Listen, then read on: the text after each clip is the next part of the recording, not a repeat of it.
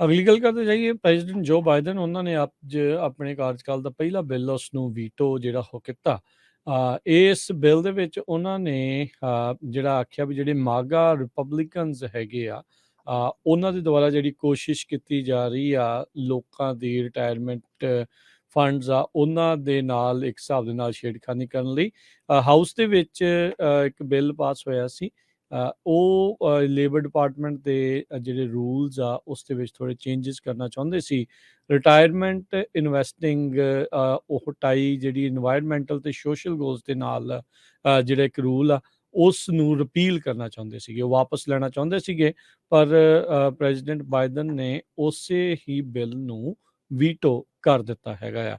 ਇਹ veto expect ਕੀਤਾ ਜਾ ਰਿਹਾ ਸੀਗਾ ਜਦ ਬਾਈਡਨ ਐਡਮਿਨਿਸਟ੍ਰੇਸ਼ਨ ਨੇ ਪਹਿਲਾਂ ਜਿਹੜੇ ਰਿਪਬਲਿਕਨ ਲੈਡ ਐਫਰਟ ਆ ਇਸ ਨੂੰ 3 ਹਫ਼ਤੇ ਪਹਿਲਾਂ ਰੋਲ ਬੈਕ ਕਰਨ ਦੇ ਲਈ ਇਸ ਰੂਲ ਨੂੰ ਕੋਸ਼ਿਸ਼ ਜਿਹੜੀ ਉਹ ਕੀਤੀ ਸੀ। ਇਸ ਬਿੱਲ ਦੇ ਵਿੱਚ ਹਾਊਸ ਤੇ ਸੈਨੇਟ ਦੇ ਵਿੱਚ ਜਿਹੜੇ ਕੁਝ ਡੈਮੋਕ੍ਰੇਟਸ ਆ ਉਹਨਾਂ ਨੇ ਵੀ ਇਸ ਨੂੰ ਰਿਪੀਲ ਕਰਨ ਦੇ ਲਈ ਵੋਟ ਨੂੰ ਪਾਈ ਸੀਗੀ, ਜਿਨ੍ਹਾਂ ਵਿੱਚ ਸੈਨੇਟਰ ਜੌਨ ਟੈਸਟਰ ਜਿਹੜੇ ਮੋਂਟਾਨਾ ਤੋਂ, ਜੋ ਮੈਨਚਨ ਵੈਸਟ ਵਰਜੀਨੀਆ ਤੋਂ ਜਿਹੜੇ ਉਹ ਸ਼ਾਮਲ ਸੀਗੇ, ਜਿਨ੍ਹਾਂ ਸਾਰਿਆਂ ਦੀਆਂ ਰੀ ਇਲੈਕਸ਼ਨ ਅਗਲੇ ਸਾਲ ਆ ਰਹੀਆਂ ਆ। ਸੋ ਬਾਈਡਨ ਉਹਨਾਂ ਨੇ ਟਵਿੱਟਰ ਦੇ ਉੱਤੇ ਜਿਹੜਾ ਉਹ ਕਿਹਾ ਆ ਵੀ ਇਸ ਬਿੱਲ ਦੇ ਨਾਲ ਜਿਹੜੀ ਰਿਟਾਇਰਮੈਂਟ ਸੇਵਿੰਗਸ ਆ ਉਹਨਾਂ ਨੂੰ ਖਤਰਾ ਬਣਦਾ ਸੀ, ਰਿਸਕ ਬਣਨਾ ਸੀਗਾ ਤੇ ਇਲੀਗਲ ਇਸ ਚੀਜ਼ ਦੇ ਲਈ ਉਹਨਾਂ ਨੇ ਬਣਾ ਦੇਣੀਆਂ ਸੀਗੀਆਂ ਜਿਹੜੇ ਮੈਗਾ ਹਾਊਸ ਰਿਪਬਲਿਕਨਸ ਲਾਈਕ ਨਹੀਂ ਕਰਦੇ ਹੈਗੇ। ਸੋ ਕਹਿੰਦੇ ਵੀ ਯੂਰ ਪਲਾਨ ਮੈਨੇਜਰ ਉਹਦੇ ਕੋਲ ਇਹ ਅਖਤਿਆਰ ਹੋਣਾ ਚਾਹੀਦਾ ਆ ਵੀ ਜਿਹੜੀ ਤੁਹਾਡੀ ਮਿਹਨਤ ਦੀ ਕਮਾਈ ਆ, ਸੇਵਿੰਗਸ ਆ, ਉਸ ਨੂੰ ਕਿੱਦਾਂ ਪ੍ਰੋਟੈਕਟ ਕਰੇ, ਨਾ ਕਿ ਰਿਪਰੈਜ਼ੈਂਟੇਟਿਵ ਮਾਰਜੋਰੀ ਟੇਲਰ ਗ੍ਰੀਨ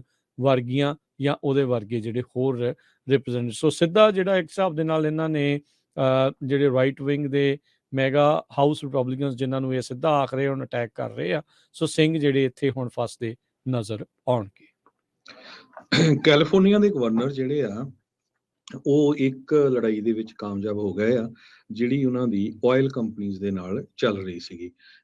ਇੱਕ ਜਿਹੜਾ ਪ੍ਰਪੋਜ਼ਲ ਸੀ ਕੈਲੀਫੋਰਨੀਆ ਦੇ ਸਟੇਟ ਸੈਨੇਟਰ ਨੈਸੀ ਸਕਿਨਰ ਨੇ ਉਹ ਗਵਰਨਰ ਦੇ ਬਿਹਾਫ ਦੇ ਉੱਤੇ ਤਿਆਰ ਕੀਤਾ ਸੀ ਵੀ ਜਿਹੜੀਆਂ ਗੈਸ ਕੰਪਨੀਆਂ ਆ ਉਹ ਕੈਲੀਫੋਰਨੀਆ ਦੇ ਵਿੱਚ ਬਹੁਤ ਜ਼ਿਆਦਾ ਉਹਨਾਂ ਨੇ ਰੇਪ ਆਫ ਕੀਤਾ ਲੋਕਾਂ ਨੂੰ ਪਿਛਲੇ 2 ਸਾਲਾਂ ਦੇ ਦੌਰਾਨ। ਇੱਕ ਟਾਈਮ ਦੇ ਉੱਤੇ ਤਾਂ ਕੈਲੀਫੋਰਨੀਆ ਦੇ ਵਿੱਚ ਗੈਸ ਦੀ ਪ੍ਰਾਈਸ $6 ਤੇ 42 ਸੈਂਟ ਤੇ ਪਹੁੰਚ ਗਈ ਸੀ, ਜੋ ਕਿ ਪੂਰੇ ਨੈਸ਼ਨਲ ਐਵਰੇਜ ਨਾਲੋਂ $2 ਤੇ 61 ਸੈਂਟ ਉੱਪਰ ਸੀਗੀ।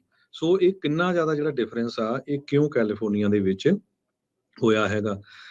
ਗੈਸੋਲੀਨ ਦੀ ਪ੍ਰਾਈਸ ਇੰਨੀ ਜ਼ਿਆਦਾ ਉੱਪਰ ਜਾਣ ਦੇ ਨਾਲ ਜਿਹੜੀਆਂ ਕੰਪਨੀਆਂ ਆ ਗੈਸ ਦੀਆਂ ਉਹਨਾਂ ਨੇ $63 ਬਿਲੀਅਨ 90 ਦਿਨਾਂ ਦੇ ਵਿੱਚ ਕਮਾਇਆ ਸੀ ਪਿਛਲੇ ਸਾਲਾਂ ਦੇ ਦੌਰਾਨ।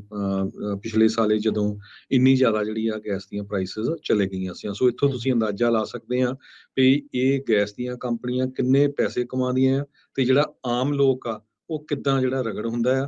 ਸੋ ਉਸ ਦੇ ਲਈ ਕਾਫੀ ਲੰਮੇ ਸਮੇਂ ਤੋਂ ਗਵਰਨਰ ਜਿਹੜੇ ਆ ਗੈਵਨ ਨਿਊਸਮ ਉਹ ਲੜ ਰਹੇ ਸੀ ਵੀ ਇੱਕ ਕੋਈ ਜਿਹੜਾ ਆ ਵਾਚਡੌਗ ਗਰੁੱਪ ਹੋਣਾ ਚਾਹੀਦਾ ਆ।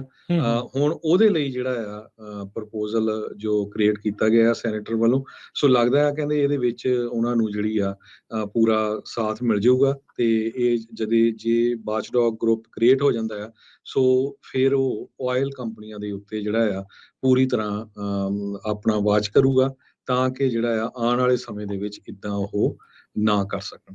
ਜੀ